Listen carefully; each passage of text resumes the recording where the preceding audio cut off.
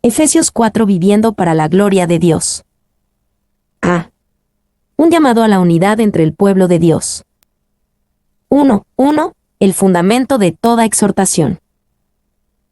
Yo pues, preso en el Señor, os ruego que andéis como es digno de la vocación con que fuisteis llamados. Pues, Pablo pasó 3 capítulos explicando con glorioso detalle todo lo que Dios hizo por nosotros, gratuitamente por su gracia. Ahora trae un llamado a vivir correctamente, pero solo después de explicar lo que Dios hizo por nosotros.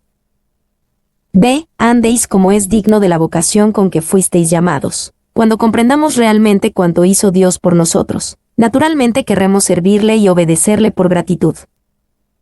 Y comprender quiénes somos es la base de este digno caminar.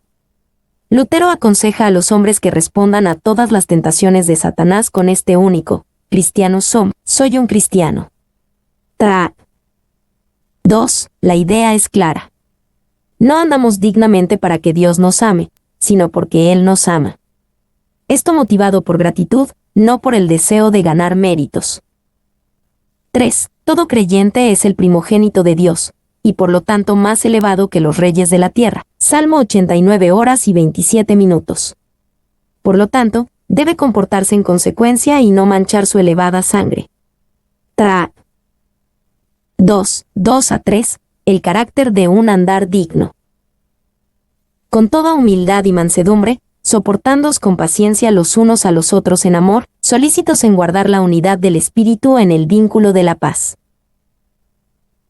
Con toda humildad y mansedumbre, un andar digno ante Dios estará marcado por humildad y mansedumbre, no por un deseo insistente de defender nuestros propios derechos y promover nuestra propia agenda.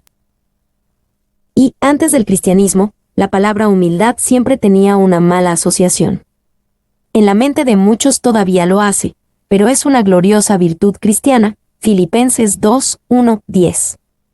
Significa que podemos estar felices y contentos cuando no tenemos el control o no estamos dirigiendo las cosas a nuestra manera.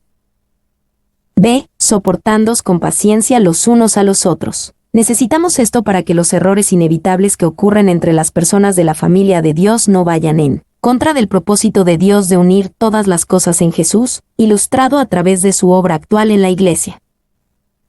Y Crisóstomo definió la paciencia como el espíritu que tiene el poder de vengarse, pero nunca lo hace. Es característica de un corazón generoso y perdonador.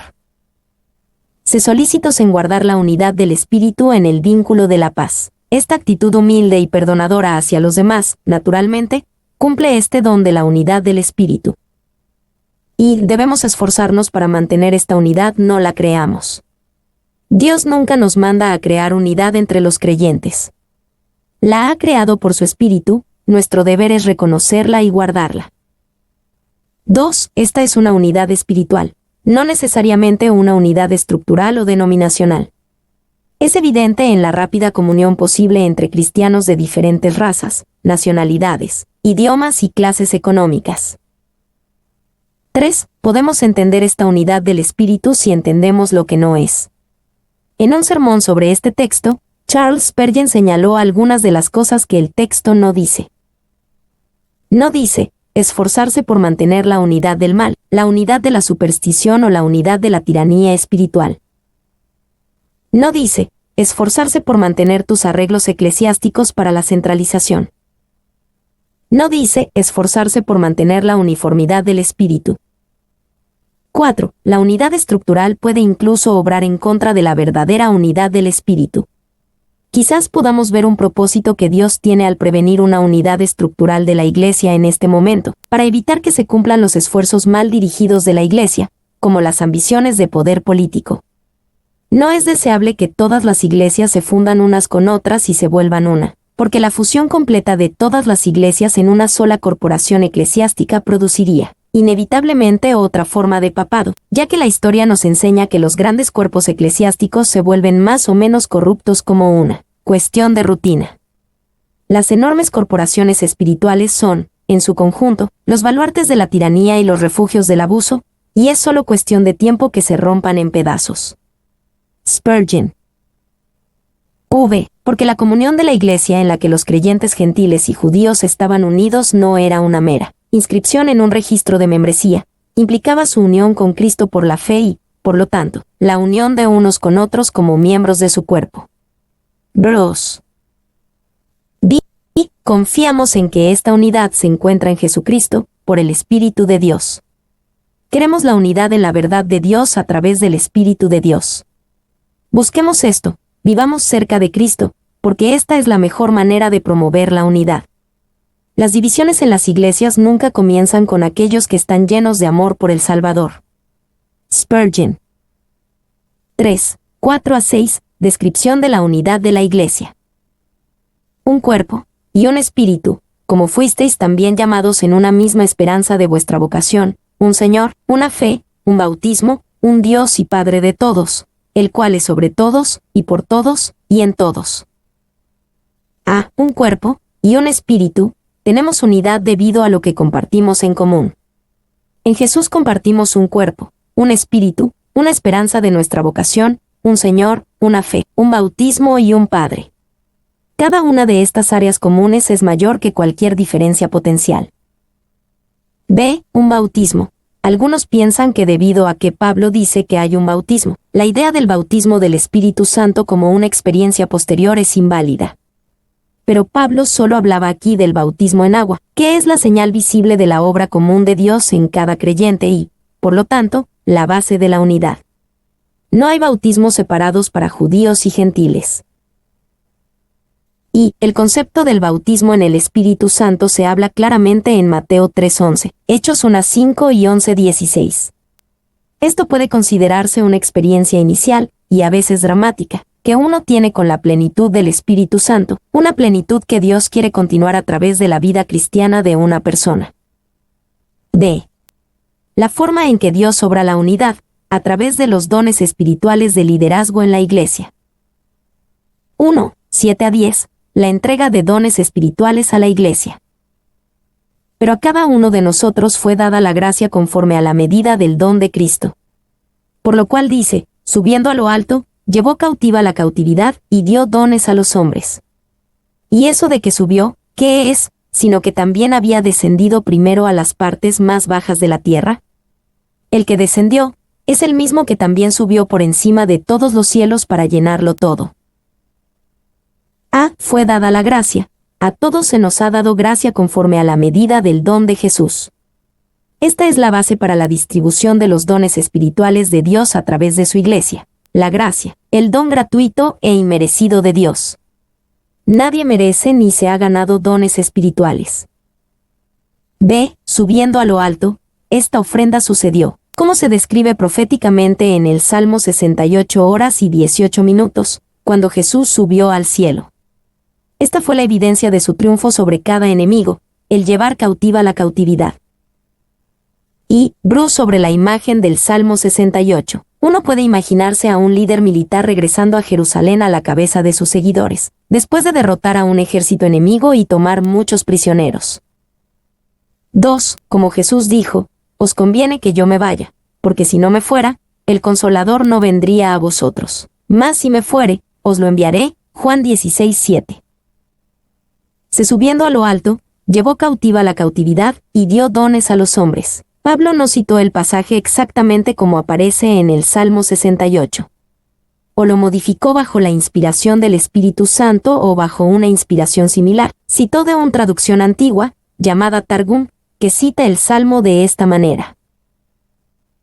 Salmo 68:18 dice, subiste a lo alto, cautivaste la cautividad, tomaste dones para los hombres. Ciertamente, hay suficiente espacio en el idioma del hebreo original para permitir la lectura de Pablo, aunque es inusual.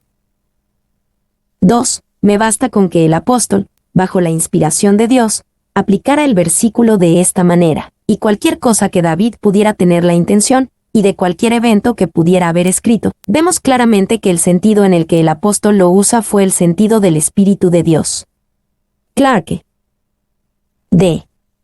Y eso de que subió, ¿qué es? En esto, Pablo demostró cómo la palabra subiendo en el Salmo 68:18 se refería a la resurrección de Jesús, hablando primero de su ascensión desde las partes más bajas de la tierra, y en segundo lugar de su ascensión por encima de todos los cielos. Y algunos piensan que la frase las partes más bajas de la tierra se refiere a la predicación de Jesús a los espíritus encarcelados que se describe en 1 Pedro 3:19 y 4:6. Si bien este aspecto del ministerio de Jesús en el Hades después de su obra en la cruz es verdadero, y está profetizado en Isaías 61, 1, 2 y Lucas 4:18, Pablo no necesariamente se refería a él aquí. 2, 11 a 12, los oficios de liderazgo espiritual en la Iglesia y su propósito. Y él mismo constituyó a unos apóstoles, a otros profetas, a otros evangelistas, a otros pastores y maestros, a fin de perfeccionar a los santos para la obra del ministerio, para la edificación del cuerpo de Cristo. Y él mismo, esto significa que Jesús estableció estos oficios. Son obra y nombramiento de Jesús, no de hombres. Aunque simuladores puedan reclamarlos, los oficios mismos son una institución divina y no una invención humana. B. Constituyó a unos apóstoles, a otros profetas, a otros evangelistas, a otros pastores y maestros. Pablo describió 4 oficios, no 5, como en el comúnmente, pero erróneamente, llamado ministerio quíntuple. Y apóstoles, que son embajadores especiales de la obra de Dios, aunque no en el mismo sentido autoritativo de los apóstoles del primer siglo. Esos apóstoles del primer siglo se utilizaron para proporcionar un fundamento, conservado como el Nuevo Testamento, como se describe en Efesios 2:20. 2. Profetas, que pronuncian palabras de Dios en completa coherencia con el fundamento del Antiguo y Nuevo Testamento. A veces hablan en un sentido predictivo, pero no necesariamente así, y siempre están sujetos al discernimiento y juicio del liderazgo de la Iglesia. 1 Corintios 14:29. Al igual que con los apóstoles, los profetas modernos no hablan con la misma autoridad que los profetas del primer siglo que trajeron la palabra fundamental que Dios habló, Efesios 2:20. 3. Evangelistas, que están específicamente dotados para predicar las buenas nuevas de salvación en Jesucristo. 4. Pastores y maestros, o pastores maestros. El griego antiguo describe claramente un oficio con 2 títulos descriptivos, que pastorea el rebaño de Dios principalmente, aunque no exclusivamente, a través de la enseñanza de la palabra de Dios. La enseñanza es una parte esencial del ministerio pastoral. Es apropiado, por lo tanto, que los 2 términos, pastores y maestros, se unan para denotar un orden de ministerio. Bros. V. Estos dones se dan a discreción de Jesús, obrando por medio del Espíritu Santo, 1 Corintios 12:11. La importancia de tener los 4 en funcionamiento en cualquier cuerpo de la Iglesia depende de Jesús, quien designa los cargos. El trabajo del liderazgo eclesiástico responsable es no obstaculizar o prevenir tal ministerio, pero nunca promoverlo para que exista. C. A fin de perfeccionar a los santos para la obra del ministerio. El propósito de estos dones de liderazgo también es claro. Es que los santos, el pueblo de Dios, puedan ser perfeccionados para la obra del ministerio, servicio, para que el cuerpo de Cristo pueda ser edificado, expandido y fortalecido. Y perfeccionar también tiene la idea de arreglar. Esta palabra griega antigua se usaba para describir el tratamiento de huesos rotos o la reparación de redes. Estos ministerios trabajan juntos para producir cristianos fuertes, reparados y en forma.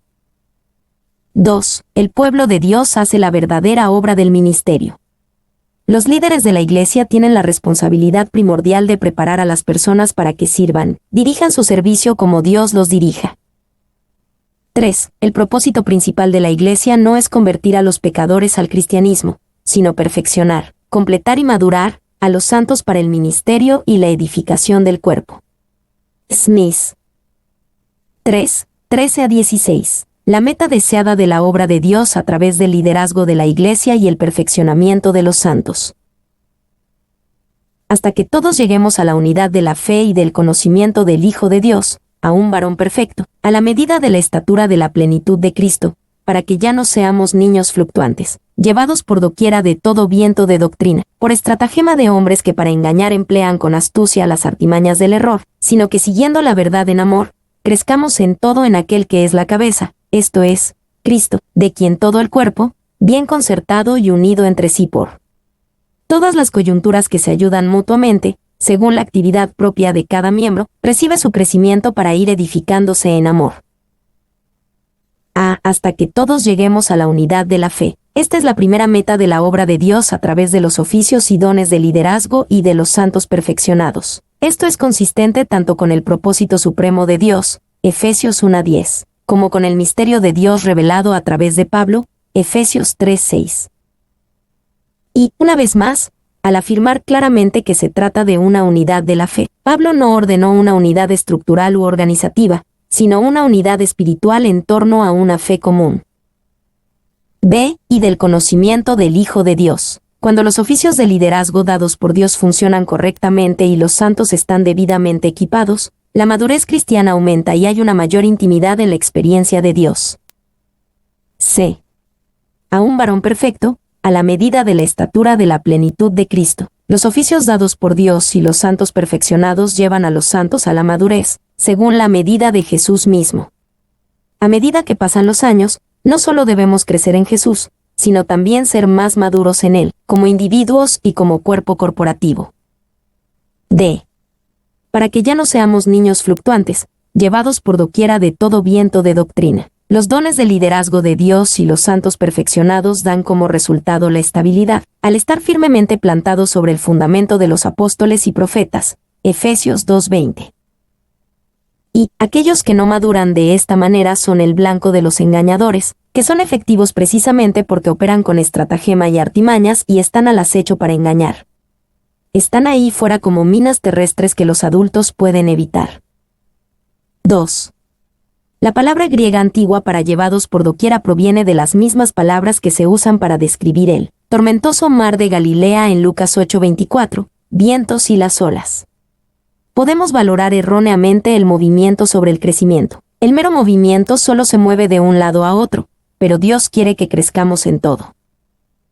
3. Por estratagema de hombres. Las palabras se refieren a las artes utilizadas por los jugadores, que emplean dados falsos que siempre arrojarán un tipo de número, que es aquel por el que quienes juegan con ellos no pueden ganar. Clarke. Correr tras las modas espirituales siempre lo deja a uno como un perdedor. Siguiendo la verdad en amor. Esto habla no solo de cómo debemos relacionarnos entre nosotros en la familia de Dios, sino también de cómo los líderes y los santos deben tratar con los engañadores. Debemos tratar con ellos con amor, pero nunca apartándonos de la verdad.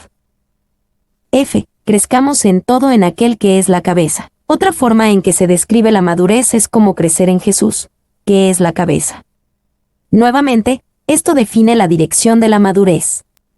Nunca nos volvemos independientes de Jesús, crecemos en Él. Y una iglesia que solo está unida en sí misma, pero no unida a Cristo, no es una iglesia viva en absoluto. Puedes alcanzar la unidad de la tierra congelada en la que hombres y mujeres están congelados junto con las frías propiedades de la aristocracia, pero no es la unidad de la vida. Spurgeon. 2. Adam Clarke sobre crezcamos en todo en aquel. Esta es una continuación de una metáfora tomada de los miembros de un cuerpo humano que reciben nutrición por igual y crecen, cada uno en su debida proporción con otras partes y con el cuerpo en general. Según la actividad propia de cada miembro. La evidencia de madurez que los líderes y los santos están haciendo su trabajo es esta actividad propia. Esto significa que cada pieza y articulación proporciona lo que puede suministrar en un esfuerzo coordinado. Cuando esto sucede, naturalmente provoca el crecimiento, tanto en tamaño como en fuerza, pero especialmente crecimiento para edificarse en amor. Y algunas personas piensan en la iglesia como una pirámide, con el pastor en la cima. Otros piensan en la iglesia como un autobús conducido por el pastor, que lleva a sus pasajeros pasivos a donde deben ir. Dios quiere que veamos a la iglesia como un cuerpo, donde cada quien hace la actividad propia de cada miembro. Despojarse del viejo hombre, vestirse del nuevo hombre. 1:17-19, el carácter del viejo hombre. Esto, pues, digo y requiero en el Señor, que ya no andéis como los otros gentiles, que andan en la vanidad de su mente, teniendo el entendimiento entenebrecido, ajenos de la vida de Dios por la ignorancia que en ellos hay, por la dureza de su corazón, los cuales, después que perdieron toda sensibilidad, se entregaron a la lascivia para cometer con avidez toda clase de impureza. Esto hace la conexión, no solo con los gloriosos privilegios espirituales establecidos en Efesios 1 al 3, sino también con el alto llamado de un cuerpo unificado y maduro como se describe en Efesios 4, 1, 6. Debido a este elevado llamamiento, debemos vivir, de una manera diferente a cómo lo hace el mundo que nos rodea. Y los cristianos tienen una tendencia constante a mostrar al mundo que, después de todo, no somos tan diferentes. Suele ser un esfuerzo equivocado por ganarse el respeto o la aprobación del mundo. Esto debe resistirse a toda costa, porque el objetivo en sí mismo es indeseable e inalcanzable. 2. Este principio de transigencia puede ilustrarse mediante el intercambio entre un teólogo erudito liberal y un profesor cristiano. El liberal estuvo de acuerdo: te llamaré erudito si me llamas cristiano. El intercambio no vale la pena. D. Que ya no andéis como los otros gentiles. El andar de los gentiles se caracteriza por la vanidad de su mente. Al final, su forma de pensar es vanidosa porque tienen el entendimiento entenebrecido porque son ajenos de la vida de Dios. Y esto no quiere decir que el hombre, en su rebelión contra Dios, no sea capaz de grandes logros intelectuales. En cambio, es para decir que todos estos logros no alcanzan la verdadera sabiduría, porque el temor del Jehová es el principio de la sabiduría. Proverbios 9:10. 2. Vanidad. El pensamiento no es que las mentes no regeneradas estén vacías. Es que están llenos de cosas que no conducen a nada. Vaughan. 3. Como cristianos, tenemos un camino y un lugar adecuados para andar. Es como si Jesús nos diera la vuelta y nos pusiera en la dirección correcta, y ahora tenemos que andar y progresar en esa dirección. C. Por la dureza de su corazón. Fundamentalmente, la ignorancia y falta de comprensión del hombre es un problema del corazón. Se muestra no solo en una necia negación de Dios, sino también en sus fallas morales: lascivia, impureza, avidez. Y los gentiles de los que habla Pablo, o eran ateos o creían en dioses que en sí mismos eran inmorales. Por lo tanto, en su negación del Dios verdadero, negaban cualquier estándar de moralidad al que debían responder. 2. Perdieron toda sensibilidad. Tiene la idea de que la piel se vuelve insensible y ya no es sensible al dolor. Es el resultado lógico de la dureza de corazón. Dureza también puede entenderse aquí como endurecimiento, y esta palabra griega antigua se usa médicamente para denotar el callo formado cuando un hueso se ha fracturado y ha sido restablecido. Ese callo es incluso más duro que el hueso mismo. Good. 3. La lascivia es un pecado que hace alarde de sí mismo, que se deshace de toda restricción y no tiene ningún sentido de la vergüenza o temor. La impureza es una palabra amplia, principalmente con referencia a la conducta sexual inapropiada. 4. Barclay elabora sobre la palabra griega aselgeia, traducida como lascivia. La gran característica de aselgeia es esta: el hombre malo generalmente trata de ocultar su pecado, pero al hombre que tiene aselgeia en el alma no le importa cuánto conmocione a la opinión pública siempre que pueda satisfacer sus deseos. Barclay. 2. 20-24. Vestirse del nuevo hombre. Mas vosotros no habéis aprendido así a Cristo, si en verdad le habéis oído, y habéis sido por él enseñados, conforme a la verdad que está en Jesús. En cuanto a la pasada manera de vivir, despojaos del viejo hombre, que está viciado conforme a los deseos engañosos, y renovaos en el espíritu de vuestra mente, y vestíos del nuevo hombre, creado según Dios en la justicia y santidad de la verdad. Despojaos del viejo hombre, vestíos del nuevo hombre, tiene la misma idea de quitarse o ponerse un conjunto de ropa. La idea es cambiar a una diferente manera de vivir. Y piensen en un prisionero que sale de la cárcel, pero que aún usa su ropa de prisión y actúa como un prisionero y no como un hombre libre. Lo primero que deben decirle a esa persona es que se ponga ropa nueva. 2. Aunque ponerse ropa diferente cambiará la forma en que piensas sobre ti mismo y te ves a ti mismo, aún así, adoptar una conducta diferente comenzará a cambiar tus actitudes. Esto significa que no debemos esperar a sentirnos como un nuevo hombre antes de vestirnos del nuevo hombre. 3. Fundamentalmente, Pablo dice que para el cristiano, debe haber una ruptura con el pasado. Jesús no se agrega simplemente a nuestra vida anterior, La vieja vida muere y Él se convierte en nuestra nueva vida. B. No habéis aprendido así a Cristo. La repetición de esta idea muestra que vestirse del nuevo hombre tiene un fuerte aspecto de aprendizaje y educación. Le habéis oído, y habéis sido por él enseñados, conforme a la verdad que está en Jesús. Y renovaos en el espíritu de vuestra mente. Y nuestra vida cristiana debe ir más allá del conocimiento mental, sino que debe incluir absolutamente el conocimiento intelectual e influir en toda nuestra manera de pensar. Esto no es solo en el sentido de conocer hechos, sino en la capacidad de poner nuestras mentes en las cosas correctas. Esto es tan fundamental para la vida cristiana que el crecimiento cristiano incluso puede describirse como la renovación de vuestro entendimiento, Romanos 12:2.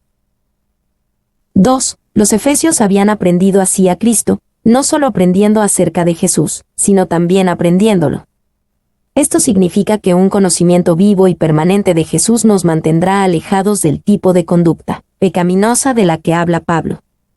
El solo hecho de conocer a Jesús no es suficiente para mantenernos puros. 3. Entonces, si quieres conocer al Señor Jesucristo, debes vivir con Él. Primero Él mismo debe hablarte, y luego tú debes permanecer en Él. Debes ser el compañero elegido de tus horas de la mañana, debe estar contigo durante todo el día, y con Él también debes cerrar la noche, y tan a menudo como puedas despertar durante la noche, debes decir, cuando despierto, todavía estoy contigo. Spurgeon. C. Y vestíos del nuevo hombre, creado según Dios en la justicia y santidad de la verdad. El nuevo hombre es la nueva criatura. 2 Corintios 5:17, creada en nosotros en la conversión. Es la persona creada según la imagen de Jesucristo e instintivamente justa y santa. Contrasta con el viejo hombre, que es la persona heredada de Adán y que instintivamente se rebela contra Dios. 3. 25-32, la conducta del nuevo hombre. Por lo cual, desechando la mentira, hablad verdad cada uno con su prójimo, porque somos miembros los unos de los otros. Airaos, pero no pequéis, no se ponga el sol sobre vuestro enojo, ni deis lugar al diablo. El que hurtaba, no hurte más, sino trabaje, haciendo con sus manos lo que es bueno, para que tenga que compartir con el que padece necesidad. Ninguna palabra corrompida salga de vuestra boca, sino la que sea buena para la necesaria edificación, a fin de dar gracia a los oyentes. Y no contristéis al Espíritu Santo de Dios, con el cual fuisteis sellados para el día de la redención. Quítense de vosotros toda amargura, enojo, ira, gritería y maledicencia, y toda malicia. Antes sed benignos unos con otros, misericordiosos, perdonándoos unos a otros, como Dios también os perdonó a vosotros en Cristo. Por lo cual, desechando la mentira, el nuevo hombre dice la verdad. El motivo para hacer esto es porque somos miembros los unos de los otros, por lo tanto, no hay lugar para mentir. Y un cuerpo solo puede funcionar correctamente si se dice a sí mismo la verdad. Si su mano toca algo caliente pero le dice a su cerebro que la cosa está fría, su mano sufrirá quemaduras graves. Por eso es tan importante decir la verdad, porque somos miembros los unos de los otros. B. Airaos, pero no pequéis. El nuevo hombre puede airarse, pero no peca. El nuevo hombre sabe cómo dejar ir su enojo, para que de esta manera no le dé oportunidad al diablo. Y aquí se sugiere que se puede evitar que la ira se degenere en pecado si se le pone un límite de tiempo estricto. No se ponga el sol sobre vuestro enojo. Bros. 2. La obra del diablo es acusar y dividir a la familia de Dios y sembrar discordia entre ellos. Cuando abrigamos ira en nuestro corazón, hacemos el trabajo del diablo por él. C. El que hurtaba, no hurte más. El nuevo hombre no hurta, sino que trabaja con sus manos. Él hace esto no solo para satisfacer sus propias necesidades, sino también para compartir con el que padece necesidad. Y, si no trabaje es literalmente esforzarse hasta el punto de agotamiento. Este es el tipo de corazón que trabaja que Dios manda tener a los que solían robar. La idea de Pablo es que debemos trabajar para poder dar. El propósito de recibir se convierte en dar. D. Ninguna palabra corrompida salga de vuestra boca. El nuevo hombre sabe cuidar su lengua, hablando solo lo que es bueno para la necesaria edificación, deseando dar gracia a los oyentes. Y, palabra corrompida, no solo vulgaridad obscena, sino charla calumniosa y despectiva. Bros. Y no contristéis al Espíritu Santo de Dios. El nuevo hombre no contristará al Espíritu Santo, sabiendo que Él es nuestro sello tanto en el sentido de identificación como de protección. Y hay muchas formas de contristar al Espíritu Santo. Podemos descuidar la santidad y contristar al Espíritu Santo. Podemos pensar en términos puramente materialistas y contristar al Espíritu Santo. El Espíritu exalta a Jesús, Juan 15:26, cuando fallamos en hacer lo mismo, contristamos al Espíritu. 2. Creo que ahora veo al Espíritu de Dios contristado, cuando estás sentado leyendo una novela y no has leído tu Biblia. No tienes tiempo para orar, pero el Espíritu te ve muy activo en las cosas mundanas, y tener muchas horas de sobra para relajarte y divertirte. Y luego se entristece porque ve que amas las cosas mundanas más de lo que lo amas a Él. Spurgeon. 3. El dolor del Espíritu Santo no es de naturaleza insignificante ni hipersensible. Se entristece con nosotros principalmente por nuestro propio bien, porque sabe la miseria que nos costará el pecado, lee nuestros dolores en nuestros pecados. Se entristece por nosotros porque ve en cuánto castigo incurrimos y cuánta comunión perdemos. Spurgeon. F. Quítense de vosotros toda amargura, enojo, ira, gritería y maledicencia, y toda malicia. El nuevo hombre tiene control de sus emociones, amargura, ira, enojo, etc. Cuando surgen tales cosas, él puede lidiar con ellas de una manera que glorifique a Dios. Y Aristóteles definió la amargura como el espíritu resentido que rechaza la reconciliación. 2. Enojo habla de un arrebato del momento, ira habla de una disposición estable. Ambos deben ser quitados. G. Antes sed benignos unos con otros, misericordiosos, perdonándoos unos a otros. El nuevo hombre busca mostrar la misma bondad, ternura y perdón a los demás que Dios le muestra. Si tratamos a los demás como Dios nos trata a nosotros, cumpliremos todo lo que Pablo nos dijo que hiciéramos en este capítulo. H. Como Dios también os perdonó a vosotros en Cristo, nuestro perdón a los demás sigue el modelo del perdón de Jesús hacia nosotros. Cuando pensamos en la manera asombrosa en que Dios nos perdona, es vergonzoso que retengamos el perdón de aquellos que nos han hecho mal. Dios retiene su ira por mucho tiempo hasta que perdona. Él nos soporta durante mucho tiempo aunque lo provoquemos con dureza. Dios se acerca a las personas malas para cortejarlas hacia Él e intenta reconciliarse con las personas malas. Dios siempre da el primer paso en el perdón, tratando de reconciliarse aunque la parte culpable no esté interesada en el perdón. Dios perdona nuestro pecado sabiendo que pecaremos de nuevo, a menudo exactamente de la misma manera. El perdón de Dios es tan completo y glorioso que otorga la adopción a esos que antes fueron ofensores. Dios, en su perdón, cargó con todo el castigo por el mal que hicimos contra Él. Él era inocente, pero cargó con la culpa. Dios sigue acercándose al hombre en busca de reconciliación incluso cuando el hombre lo rechaza una y otra vez. Dios no requiere un periodo de prueba para recibir su perdón. El perdón de Dios ofrece restauración y honor completos. Él ama, adopta, honra y se asocia con aquellos que alguna vez le hicieron daño. Dios pone su confianza en nosotros y nos invita a trabajar con Él como colaboradores cuando nos perdona. Y la antigua versión King James lo expresa así como Dios, por amor de Cristo, te ha perdonado. Esto nos da la seguridad del perdón que es por el amor de Cristo.